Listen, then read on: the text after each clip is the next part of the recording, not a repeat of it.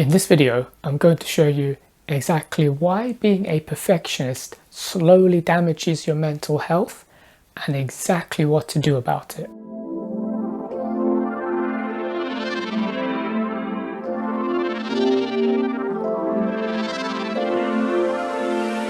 Hi, and welcome back to Mental Health Power. So, perfectionism is something that I think has been spoken about quite a bit generally. But what I think isn't really spoken about is how gradually and slowly over time it is destroying our mental health, and how I know that sometimes the idea of being a perfectionist can be seen as a good thing. And in some ways, yes, if used in the right way, it can be very good. I think one of the typical answers, let's say if you're in a job interview and they ask, what is one of your weaknesses? Often people use the answer and say that they are a perfectionist. But is that really a good thing? And the answer I would say is no, and I'll show you why. So for those who don't know, perfectionism is basically this belief that somebody will have in the back of their mind, so a subconscious belief. You may have seen in my other videos, I talk about subconscious beliefs and how they affect our mental health and how we see ourselves and the world. So ultimately, it's a subconscious belief that in some aspect of that person's life that they need to have extremely high standards. So it's this belief that they have to meet a high standard, or they have to perform in some manner in some part of their life in a way that's flawless. So a typical thing could be, let's say somebody has a job, or let's say they're doing schoolwork, and they always have this need and this drive, this feeling that they have to do everything exactly right, or that they have to meet, let's say they have to always get the best score that's possible, always. That doesn't sound so bad, I understand, that sounds like a very good thing. The problem comes with the reaction while they are trying to achieve this extremely high standard, and what happens when they almost inevitably don't meet that standard. And so these are the kinds of behaviors that you'll typically get if you are a perfectionist. And this is something I had to work to resolve for many years, but also something till now I still have to keep an eye on. So the typical thing is that while they are trying to achieve these extremely high standards in something and trying to have a flawless performance, they can be highly critical of themselves if and when they don't meet that high standard. And so by this I mean negative self-talk. So, oh, that wasn't good enough, you're not good enough, you're not trying hard enough, these kind of things, which are incredibly bad for our mental health and influence our self-image. This also creates all or nothing thinking. So this is also known as black and white thinking. So in terms of perfectionism, this manifests itself as thinking if they don't do something 100% right, then it's basically terrible or it's not good. So somebody could, let's say, do a piece of work or do something that's actually amazing and everybody can see it's objectively amazing, and yet because of one or two minor things that the person perceives as not being good enough, they see it as pointless, like it's terrible. And this is something I think often happens with people who are more creative, or I guess who are in act of creating anything. Like it could be anything really. Let's say you're cooking something and you have this ideal of what the taste should be like, how it should look, and no matter how many times you try and cook something to make it perfect, it never will be. And so while everyone else can enjoy the meal and say it's amazing, there is this feeling of just dissatisfaction that it's still not good enough. These two things, being highly critical with oneself and having negative self-talk surrounding that, and the all or nothing thinking, really leads to a fear of failure. And this is because when you're trying to consistently meet these impossibly high standards, trying to be flawless, and when you don't reach that standard, and you feel that negative feeling of dissatisfaction or the negative self-talk starts up, it's obviously a horrible experience, especially if it keeps happening all the time. And when it becomes a habitual pattern, so it becomes a mental habit or a belief in the mind, because it's a horrible experience, we end up fearing failing because of what it means to us. Of course, we probably never actually fail. It's just we perceive ourselves as failing when we have this perfectionist mindset, because we can never quite meet this extremely high perfect standard. And what happens is, even during the act of trying to meet this extremely high standard, so let's say that somebody is part of a sports team, let's just say basketball, just a random sport, and let's say generally they're perceived as being really, really good, but no matter how much and how well they perform, they never feel satisfied and they always feel bad because they always notice flaws in their performance. And they don't take it as just that there's something for them to improve and it's part of their learning. They take it as meaning something about themselves.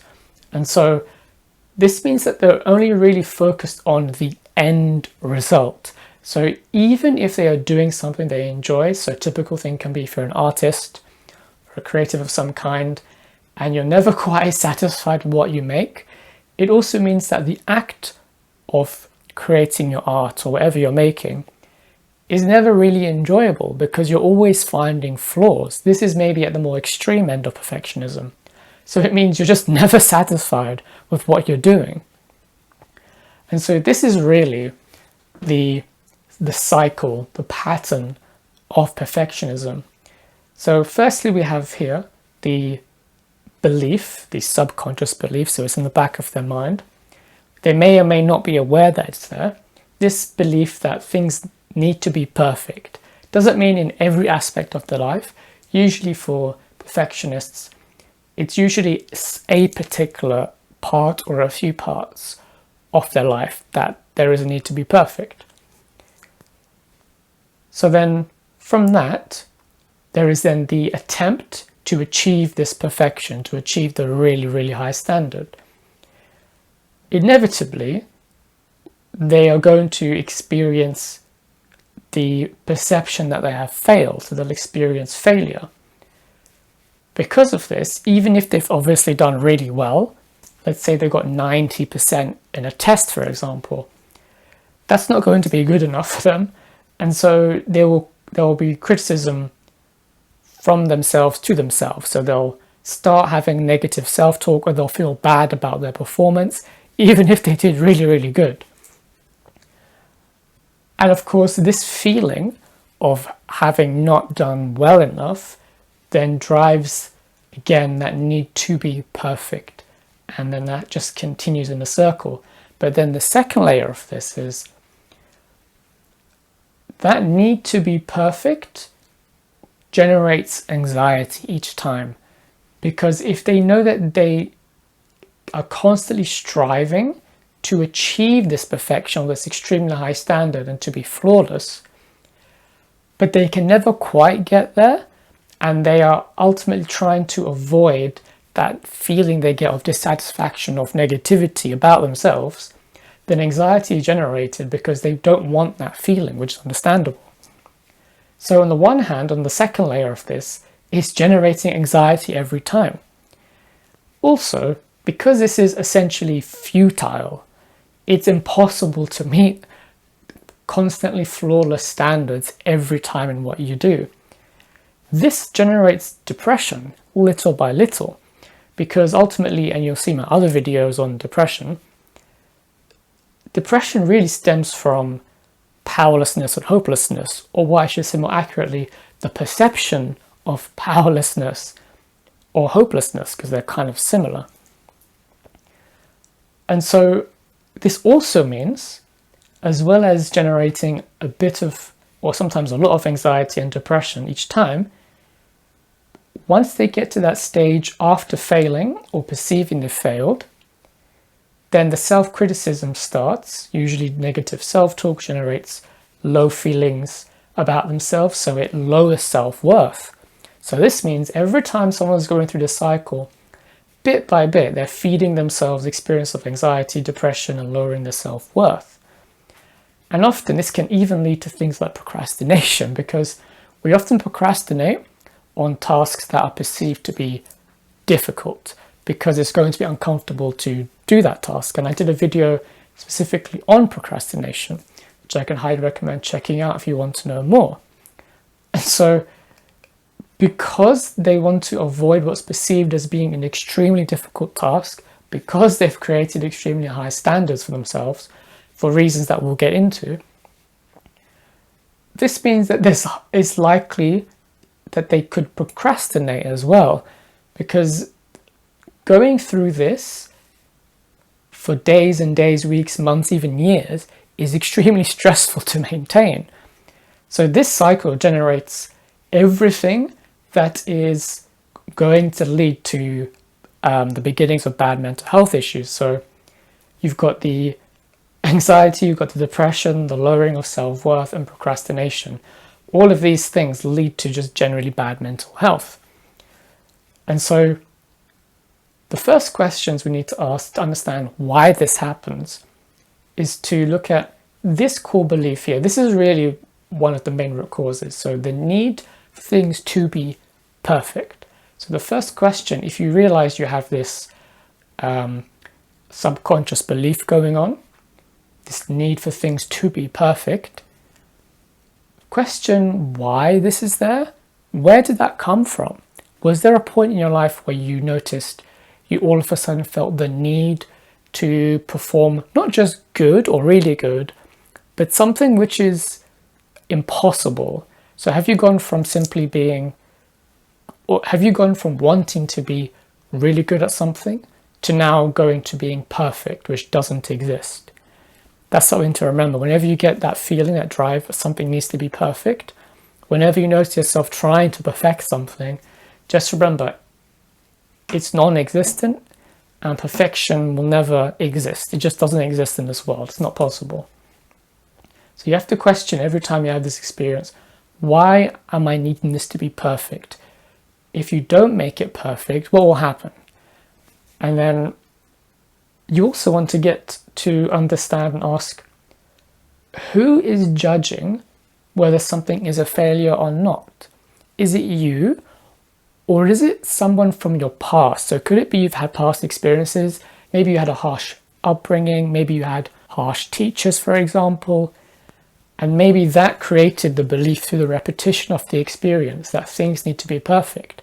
Sometimes it can be in just one aspect of our life, but sometimes it can leak into different areas.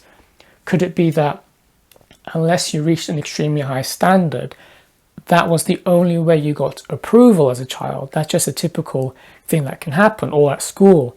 Or was it in just one aspect of something you did later on in life, maybe like at work, for example? And then you have to really look at whether criticizing yourself or allowing that self-criticism to come in, whether that actually even helps you to achieve a high standard.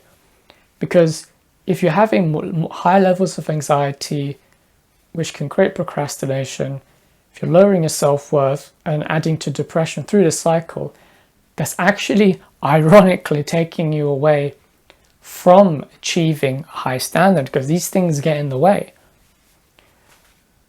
And so the next things to do in terms of overcoming the perfectionist mindset, apart from, as I said before, understanding that perfection doesn't exist, something to remind yourself. Another thing to do is to understand this idea of the 80-20 rule. So anyone who's looked at productivity or is focused on managing the productivity will know this. The 80-20 rule is this principle, which I think pretty much is true, that for most things, in let's say some kind of work you're trying to complete,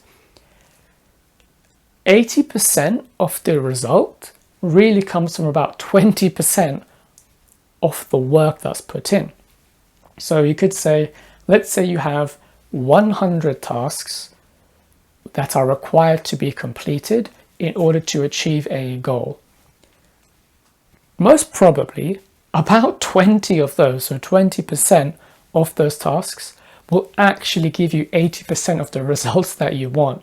So the other 80 tasks probably won't have so much of an impact than what you think. But when we're in this perfectionist mindset, we think we have to have every single one of those 100 tasks absolutely perfect, and we won't focus our efforts on getting just that 20% of the main priority being good enough, which will give us the most results in the most efficient way.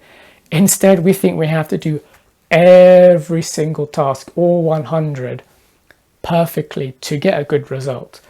But ironically, because of this cycle, because of it generating these negative feelings and mindset, it actually means most likely we won't actually, because we're not performing mentally, emotionally in an efficient way, most likely we won't actually get a good result.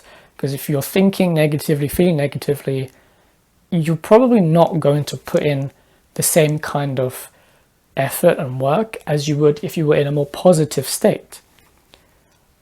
And so really, once we understand this 80-20 rule, really, instead of aiming for trying to get everything 100% right, aiming for something like 80% right as the result is actually probably much better and more sustainable in the long run. Because if you always, because nothing, you can never always get 100% of everything that you do. And if you do that, it is going to place a massive toll on your mind and your emotions and your body. So what I find is, if I make something and I think, you know what, is 80% of it good enough? Then usually I find that's actually the best thing. And ironically, people won't even notice if it's not 100%. Most of the mistakes you notice, nobody even notices. And this is how we let go. Because really, when you're in the perfectionist mindset, we find it hard to let go of mistakes. That's one of the core aspects. So it's not just the need to be perfect, really it's fearing making mistakes. And so if you have this fear of making mistakes, and if you find yourself finding it very difficult to try out new things, or if you find it really difficult to admit that you've made mistakes, then if it generates a lot of fear and anxiety, then, I mean, you probably do have this perfectionist mindset. So you really have to look on a deeper level as to why the fear of failure, fear of making mistakes exists. So by really aiming for 80% and understanding that perfection doesn't exist, this helps to let go. And when you start letting go, when you start accepting anything except perfection, when you're okay with failing or perceiving failure, or just doing things that are good enough, you will at first, because if you've been stuck in this cycle, you will get negative feelings that will come up.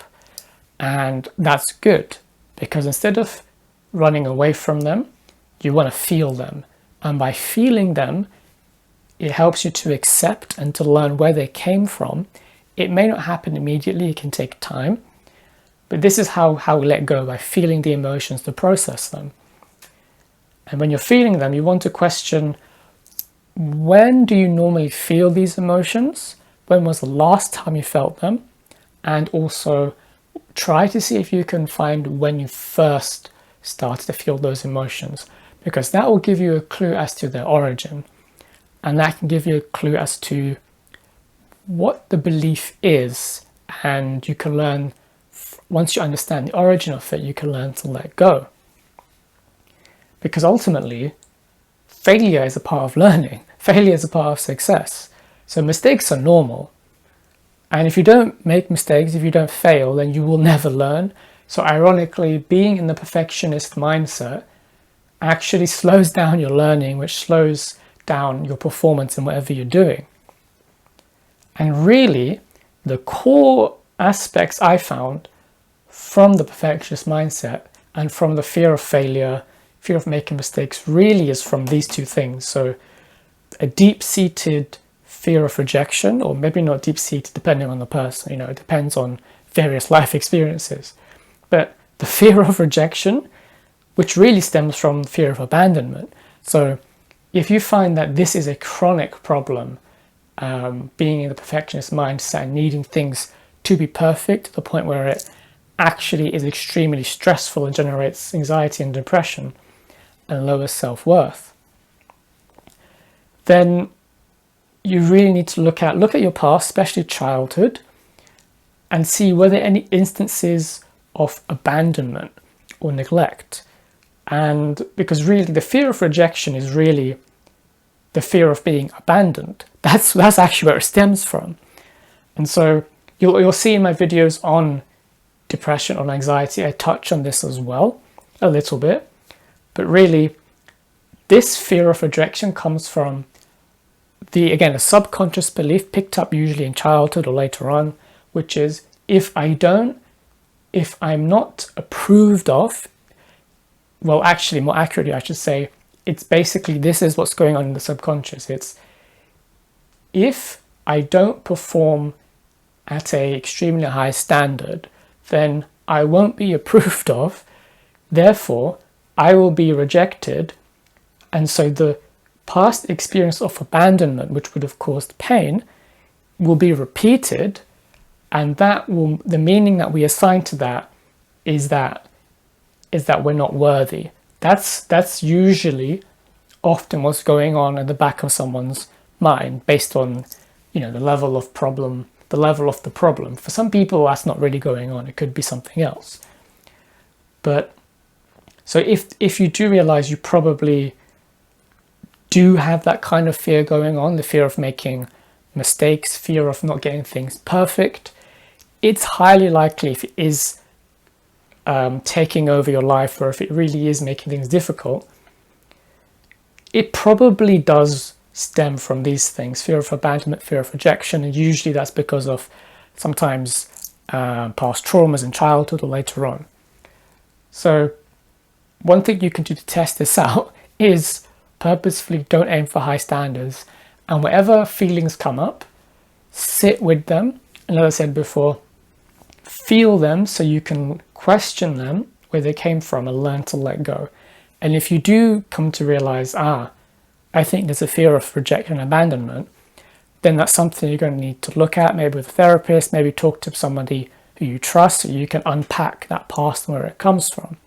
And what you'll find is just by understanding where it comes from, whenever you get triggered from the need to from the need to perform perfectly or to be flawless, when that feeling comes up and those thoughts come up, you just need to observe them mindfully and experience the feeling fully. And the more you do this, it's hard at first, but little by little, every time it gets triggered, it gets weaker and weaker until eventually you've processed it and you've integrated it, which is, I guess, another way of putting it. So you're no longer running away from it.